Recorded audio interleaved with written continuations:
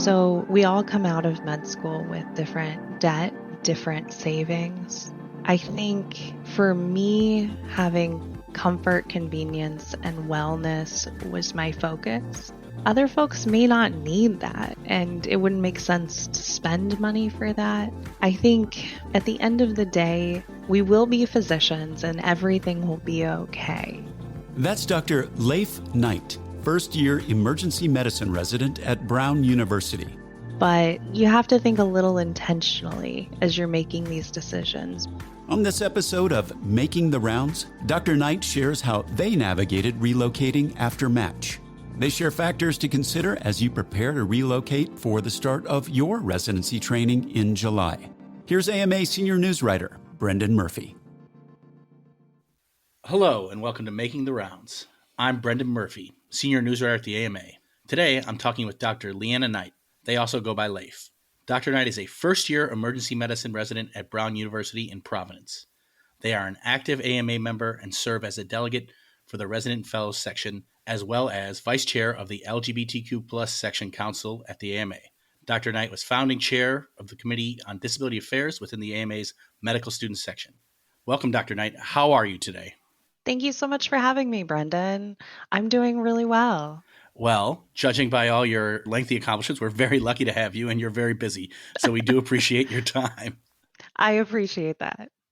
Match week is over, and most newly matched students will start to make a plan to relocate. You had kind of a unique circumstance when you relocated and took a very proactive approach, and that's why we're excited to learn more about it with you today. Can you tell us more about your match circumstances? Yeah, absolutely. So I matched to Brown University. I was going to medical school in upstate New York at University of Rochester. So I had to move about 7 hours from University of Rochester to Providence, Rhode Island. I think that there's a lot of challenges to think about when you're getting ready to move for residency. I think you're juggling a lot of things. So I was juggling finishing medical school, graduating, starting residency. There's a couple of things that are really important to think about. When am I supposed to sign this lease? When am I supposed to move? For me, I took kind of a unique approach, like you said, Brendan. I decided that I was going to try to make things happen sooner rather than later. So I signed my lease by the end of March and I moved a week before graduation. For me, it was really important that I protected that time that we get, that little bit of time that we get after graduation, but before residency starts. So that way I would be able to relax and unwind. I think it's very difficult to make that move the later that it gets. So I just wanted to go on ahead and put in the energy and effort early, even though that was going to make the end of fourth year a little bit more complicated for me. Did your program offer you any guidance? Did current residents give you insight on the places that might be more convenient to live? Yeah, so I was really lucky. At Brown, our GME office reached out to us. They have a contact with the publisher of an apartment and condominium directory. And then our program itself reached out with some advice. I'm a little bit older than your average resident, so I've leased a lot of apartments and houses over the years. So I didn't really partake of any of that. But the one thing that I really am so glad that I did is I've sat down with a couple of the residents before I moved and found out what are the different areas, what is in those areas, like what could I expect living there, what are the prices like there, how far away is it, do a lot of people live in one area or the other. And that information is why I ended up in an area that I'm just absolutely delighted to live in. So you're moving several hundred miles, and that requires, for many people, some in-person effort. How'd you go about that? How'd you find a place? How'd you sort of live in two different geographies and navigate all that? Yeah, it's a lot to navigate. I think I kind of broke it down into like what do I need to do in the short term, the medium term, and the long term. So, short term, I needed to decide what I wanted in a house. So, what would I like to have versus what do I absolutely have to have? What are my non negotiables? Once I figured out what those things were, I was able to work actually pretty remotely to find the right place that would fit me. And the nice thing about doing it early was that I was able to get exactly what I was looking for. The more that you wait, especially in a competitive market, which Providence was that, I think most places are pretty competitive now, but the earlier you're able to do that, the more that you're able to kind of get those things that you're really interested in. Before we started looking for a place, we broke it down into if we moved within a couple of hours, if we moved within 8 hours, or if we moved across the country. And we actually went around our house and put stickers of different colors on different pieces of furniture. So we knew what we were going to take with us on once we figured out where we were going. Then because we were going 7, 8 hours, we decided that we were going to sell a lot of our furniture and not take a lot of it with us to kind of cut down on the amount of effort we were going to have to put into this moving process. There is some effort into selling stuff on Facebook Marketplace or wherever you end up selling it, but it's easier, at least for me, and brings me more joy to be able to buy new things in my new place than to, you know, have to cart a bunch of heavy furniture across the country. And then in the long term, it's figuring out how you're going to move. For me, it was a little bit easier because we'd gotten rid of so much stuff. But we still had to get a U-Haul, and we actually got a couple of movers for an hour on each end of our trip in order to not be alone moving this furniture and to not ask other residents like who are also busy to move our furniture for us. Movers are always worth it, in my opinion. So once you knew you were moving to Providence, how'd you start your search? So we had already kind of split out a few different, like my top three, kind of had some decent idea of places that we might be interested in. As soon as we found out we were going to Providence, we really narrowed down. Honestly, it was a little bit of a manic search. We knew that we had some non-negotiables, and so we through Zillow and Facebook, and basically any rental website, we just looked, and we were able to find something pretty quickly. What were the non-negotiables, and what would you classify as your nice to haves? Yeah, it's an important differentiation to make. So for me, I have 3 cats. They're absolutely non-negotiable. Those are my children. They're coming with me if I have to live in a cardboard box. Everything else I can kind of negotiate about. I really value like my time, and I was very worried that I was going to be tired and not have a lot of it. So being close to the hospital was really important for me. And the thing to remember that you don't really recognize always as a med student is there are usually multiple campuses that you may have to go to. And so I ended up 10 minutes from the main campus and 2 minutes from one of our pretty often to go to hospitals. So I'm kind of right in the middle, which means that my commute is very short. And your commute, you have to multiply by two. You're going to be going to work and coming home from work. And sometimes you're going to be very tired. So for me, I really, really valued that. Another thing that I want to plug is the if you're in the northern part of the United States, the winters can be really depressing. And I think having natural light has made a big difference for me. I I definitely would make that a non-negotiable from here on out, as long as I'm up here in Rhode Island. And then the one other thing that we really cared about was my partner is someone who remote works. And if you have someone who is going to be in the house while you are doing these crazy hours and weird turnarounds, it is probably important that you have separate space and that their office is far enough from where you're sleeping that you will be able to sleep and sleep well at really weird hours and then not bother them by being up, moving around in the middle of the night or coming home while they're trying to sleep. You took care of the nation. It's time for the nation to take care of you.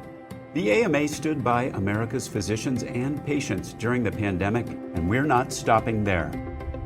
We're fixing prior authorization, leading the charge on Medicare payment reform, supporting telehealth, fighting scope creep, and reducing physician burnout. It's time to rebuild, and the AMA is ready. To learn more about the AMA Recovery Plan for America's Physicians, go to ama-assn.org/time to rebuild.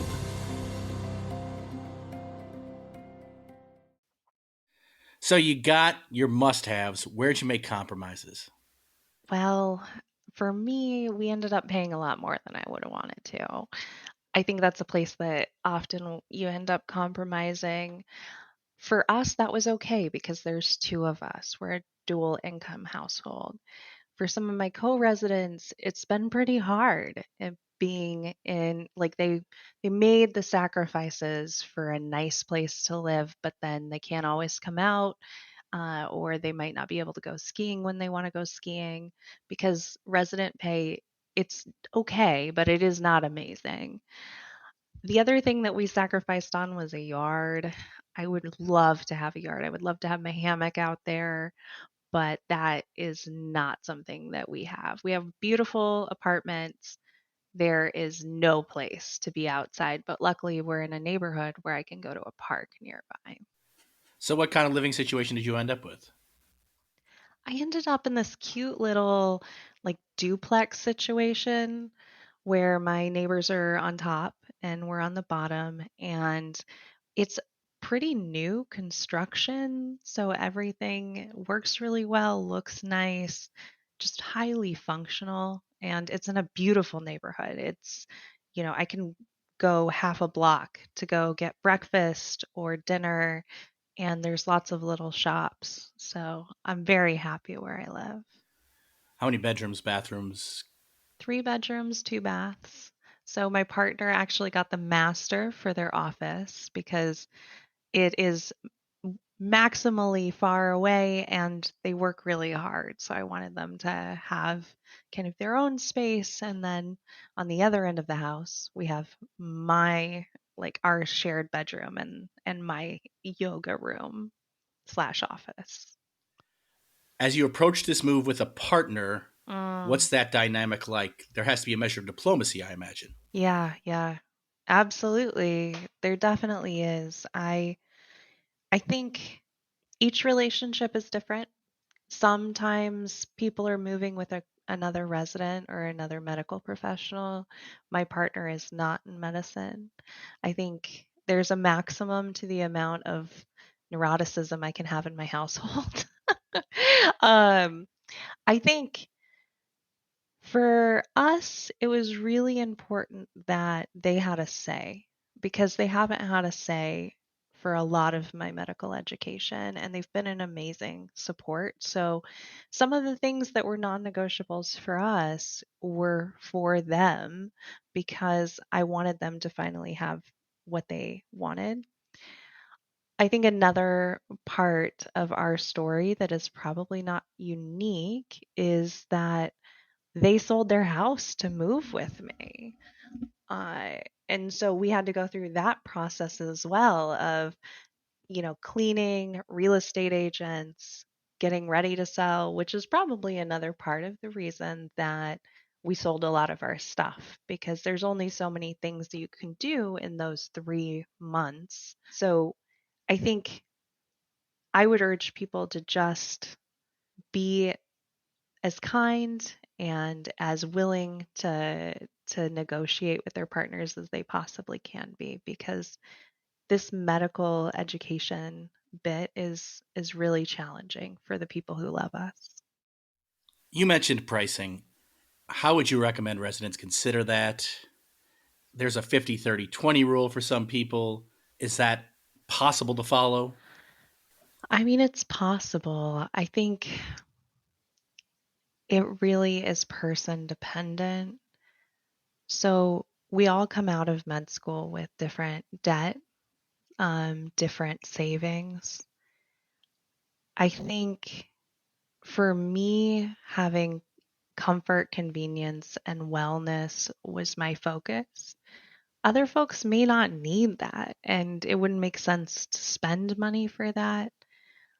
I think at the end of the day, we will be physicians and everything will be okay. But you have to think a little intentionally as you're making these decisions. Maybe mock up a little budget and see what you might be able to do with whatever salary you just found out you're going to have. You're coming up on a year as a resident. Is there anything you would have done differently in your housing search? Is there anything you wish you had? Are you considering moving? It's wild. It's wild. I'm about a year into being a doctor. This is you just don't see it coming until it's already here.